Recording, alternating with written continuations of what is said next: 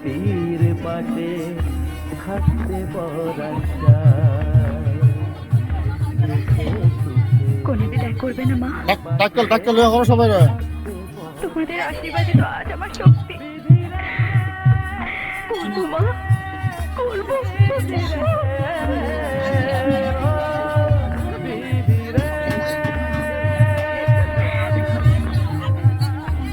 কুল ভাঙে ও কুল গড়ে জীবন দরিয়ায় বাপের বাড়ি ছাইড়া কইনা শ্বশুর বাড়ি যায় পুতুল খেলার ছেলে বেলা